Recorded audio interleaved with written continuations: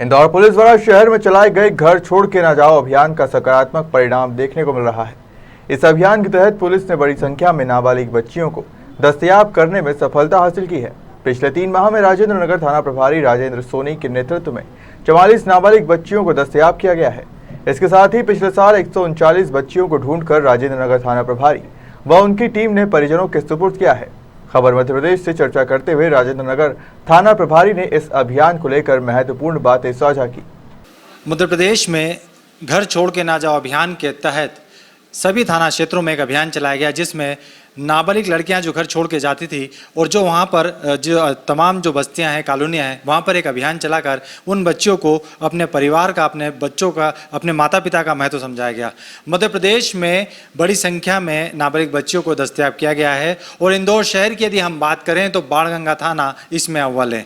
आइए हम किस तरह से इस जो अभियान है उसको एक मूर्त रूप दिया गया, जिसका सकारात्मक परिणाम सामने आया, उसको लेकर हम चर्चा करेंगे। बाणगंगा थाना प्रभारी राजेंद्र सोनी सर से जानेंगे कि बाणगंगा क्षेत्र में किस तरह से अभियान को गति मिली और कैसे उनके द्वारा लगातार जो नाबालिग बच्चे अपना घर छोड़ के गई थी उन्हें वापस उनके घर, उनके परिजनों के सुपुर्द किया गया। सर, यदि इंदौर जिले की बात करें तो बाणगंगा थाना बच्चियों को दस्तयाब करने के मामले में टॉप पर है, नंबर 1 है। उसको लेकर आपके द्वारा किस तरह अभियान चलाया गया और कैसे बच्चियां जो बाहर घर छोड़ के चली गई थी उनको वापस लाया आप? देखिए, इसमें मध्य प्रदेश शासन, माननीय मुख्यमंत्री जी, उन्होंने बहुत संवेदनशीलता के साथ में बालिकाओं के प्रति अपनी नीतियां और रीतियां बनाई हैं और शासन उनको बहुत सक्षमता के साथ लागू भी कर रहा है। हमारे कमिश्नर साहब, हमारे एडिशनल कमिश्नर साहब, डीसीपी साहब, सभी अधिकारी इस बात को लेके बहुत कंसंट्रेट रहते हैं कि बच्चियां यदि गुमी हैं, गुमना बात अलग है, लेकिन उनको दस्तयाबी उनकी जितने जल्दी हो सके उनको बरामद किया जाए, क्योंकि कहीं गलत हाथों में ना पड़ जाए, कोई गलत उद्देश्य से उनको कोई ना ले गया हो। तो हम लोग पहले ही दिन से रिपोर्ट के वक्त से ही इमीडिएट उस पर एक्शन शुरू कर देते हैं। जैसे बहुत छोटी सी बात है कि कल रात में ही एक लड़की गई, उस लड़की गई और उसने लड़की की माँ ने डाउट किया कि इसका जो लड़का जो लेके गया वो उसके मामा से बहुत अच्छे संबंध हैं।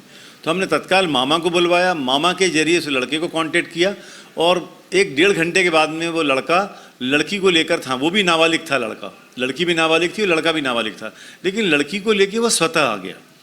तो ये प्रॉम्प्ट एक्शन बिल्कुल मतलब from the time of reporting हम शुरू कर देते हैं, पहली बात।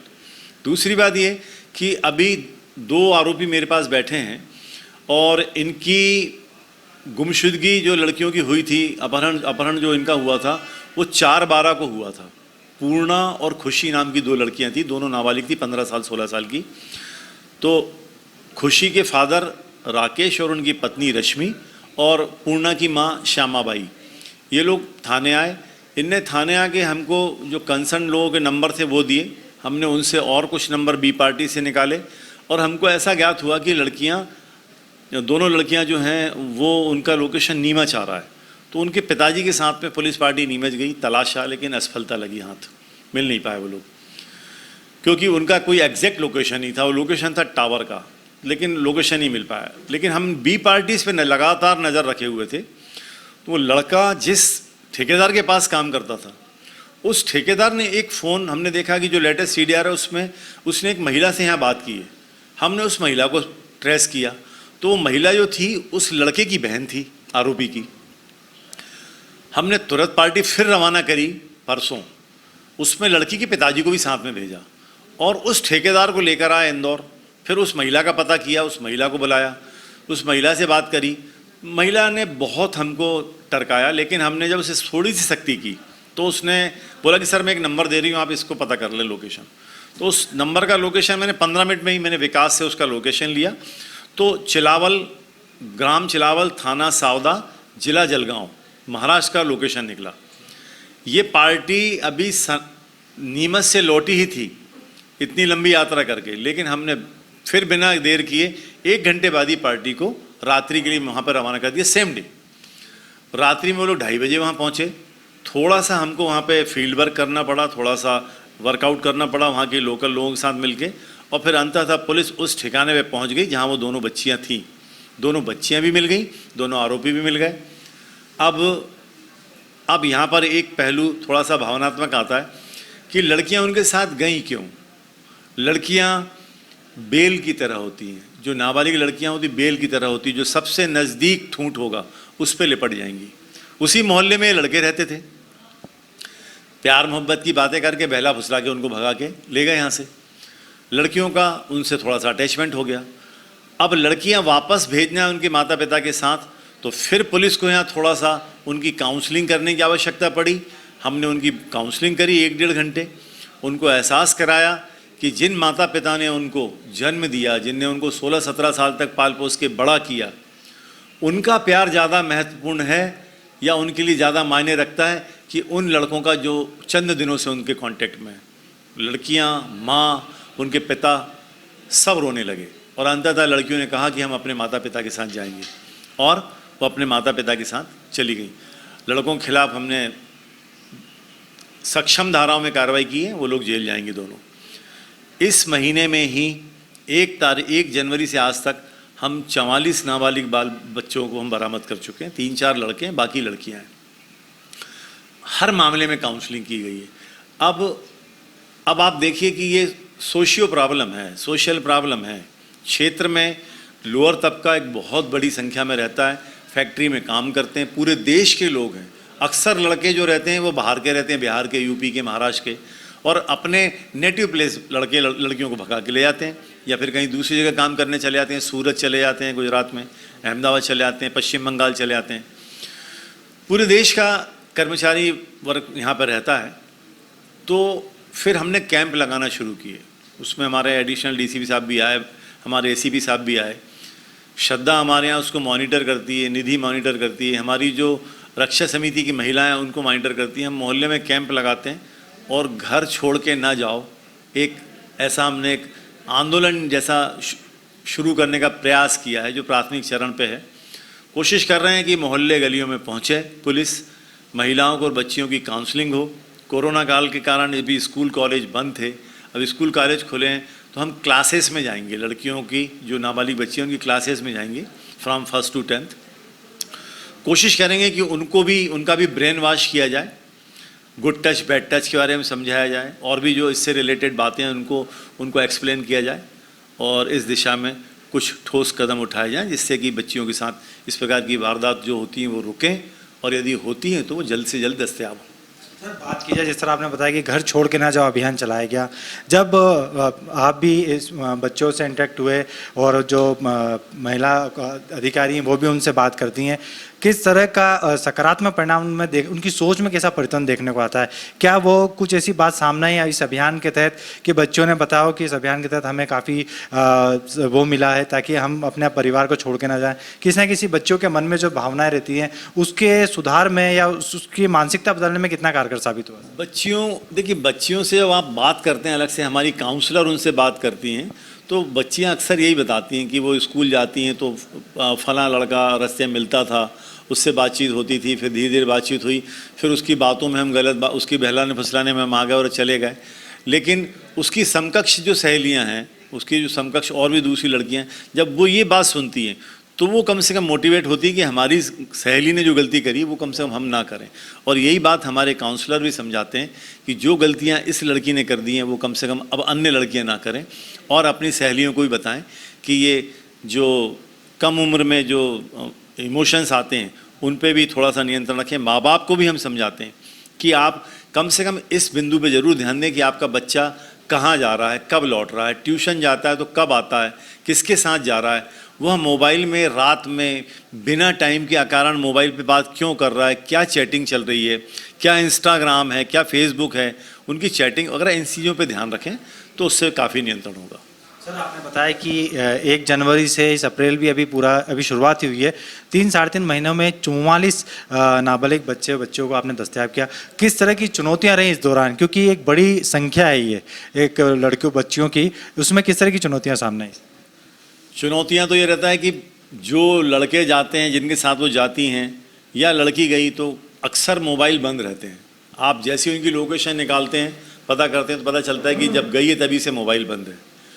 तो फिर ये रहता है कि हम उनकी जो कॉल पैटर्न है उस पर स्टडी करते हैं और बीप आर्टिस्ट निकालते हैं वो किन लोगों के कांटेक्ट में अधिकतर पहले रहे हैं उनसे बातचीत करते हैं। फिर लोकेशन भी मिल जाती है, उन्होंने यदि सिम भी बदल ली लोकेशन भी मिल जाती है यदि कभी उनकी, तो हम जाते हैं वहाँ पर। और अमूमन जो क्लू मिलता है वो उनके ही नज़दीकी लोगों से मिलता है। फिर उस क्लू पे काम करते हैं, पार्टियाँ भेजते हैं, और पार्टी भेजने में कहीं कोई जरा सी भी विलम्ब नहीं करते, कोई गुरेज नहीं करते उसमें। मैं हमारे अधिकारियों को भी इस विषय पे बड़ा यहाँ पे उनका उल्लेख करना चाहूँगा कि हम जब भी अपने वरिष्ठ अधिकारियों को बताते हैं कि हमें फ़लाँ जगह पार्टी भेजना है, तो इमीडिएट परमिशन भी मिलती है और हमको साधन भी उपलब्ध कराए जाते हैं, क्योंकि पार्टी भेजने के लिए गाड़ी मिल जाती है।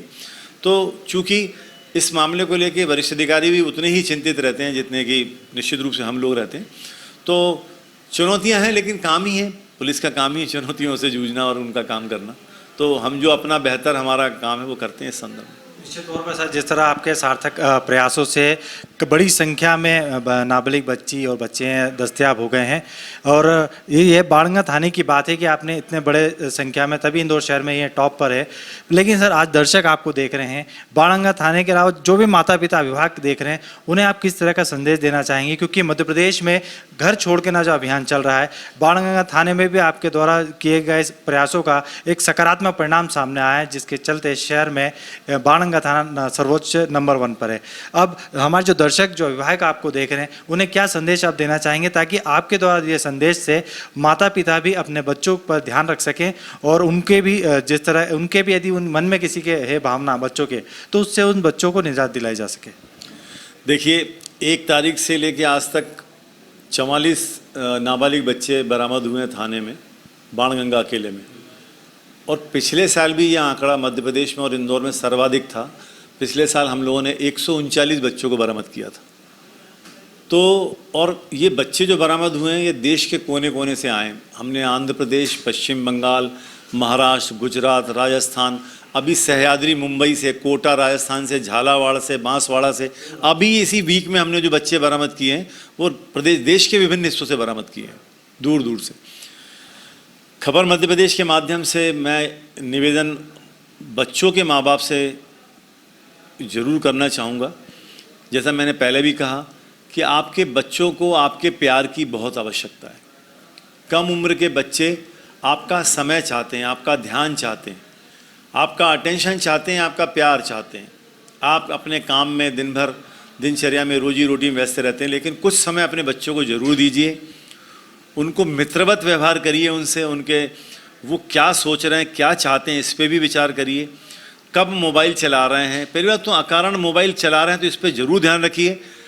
बहुत बड़ा योगदान उनके मोबाइल का भी है बच्चों के भागने में। मैं हर मामले में आप देखेंगे कहीं ना कहीं मोबाइल का यूज़, मोबाइल का रोल ज़रूर मिलेगा आपको। तो बच्चों के मोबाइल चलाने पे ज़रूर ध्यान रखिए, उनके जाने आने पे ज़रूर ध्यान रखिए, कहाँ जा रहे हैं, आ रहे हैं।